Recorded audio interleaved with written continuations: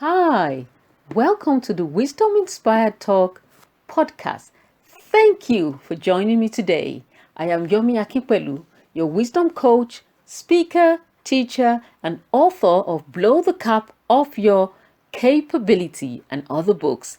In this podcast, we will learn from the wisdom of wise men and women from ancient and contemporary times. We will glean wisdom from books, biographies, teachings, quotes, and sayings of sages through the ages. So let's dive right in.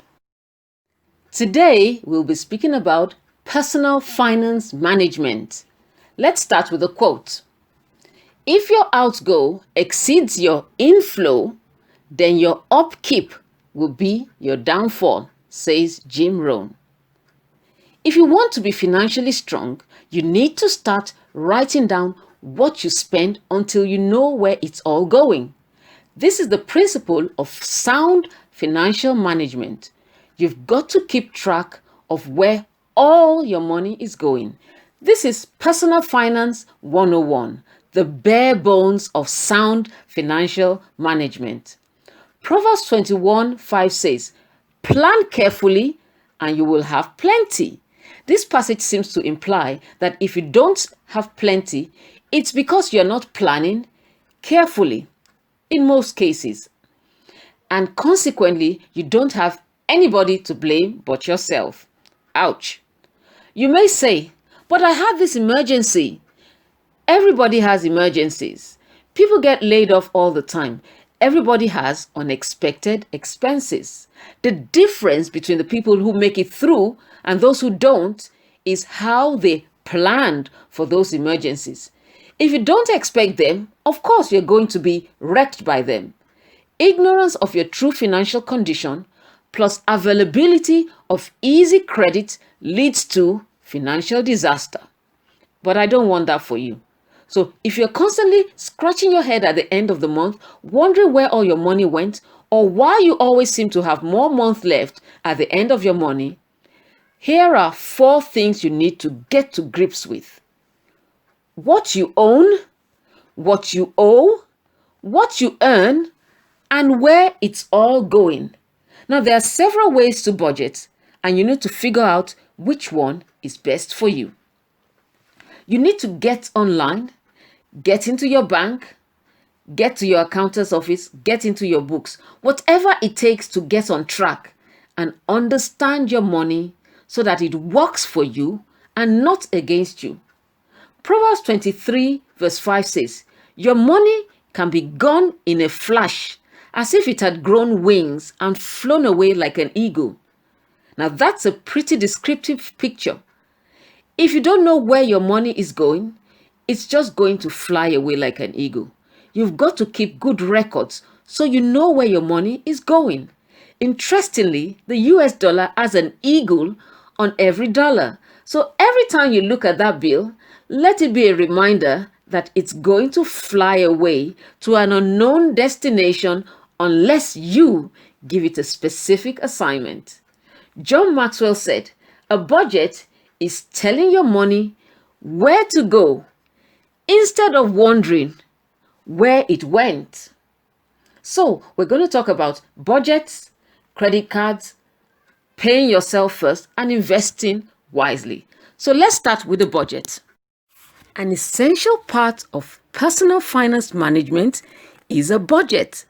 A budget is simply a document that tells every penny of your money where it is to go every month. Budgets can be boring and restraining, but they are the foundation of financial well-being. No matter your salary or financial situation, budgeting is how you tell your money where to go and what to do. For example, paying bills, eliminating debt, saving for a purchase or project, rather than spending freely and then wondering where all the money went at the end of the month. It takes discipline and a concerted effort to create and stick to a budget, but the benefits are well worth it. There are many different kinds of budgets, so do your research and find the one that works best for you. Now we come to credit cards. Credit cards, when used properly, can be a valuable financial tool. They can help you build credit or repair a poor credit score. This is especially important if you're gearing up for big purchases, such as buying a house, and you require a mortgage. But to do this, you have to use credit cards correctly. For example, say you have a recurring bill set up to be paid via your credit card each month. Set aside that money in a separate account or savings account, then have it automatically routed to your credit card bill each month.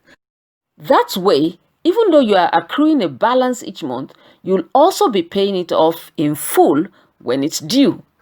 It is very important that you don't use your credit cards for any unexpected spends or anything that you simply can't afford that month. Now, pay yourself first. This can seem like an impossible piece of advice, especially if you're living on a strict budget, but it's immensely important. Simply put, paying yourself first means that every single month or week, depending on when you receive your pay, you set aside money to save. Do this before paying any bills or before any discretionary spends. You can tuck these funds away in your nest egg, your rainy day fund, or your retirement account. You can also pay yourself first to cover larger spends like paying for home repairs or sending your child to a summer camp.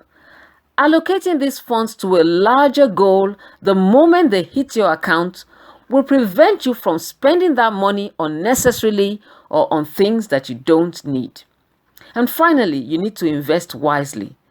Whether it's building a small stock portfolio, owning your own home, or religiously contributing to your pension fund, learning to invest properly is a bedrock of financial health and future wealth, owing to the miracle of compound interest and time.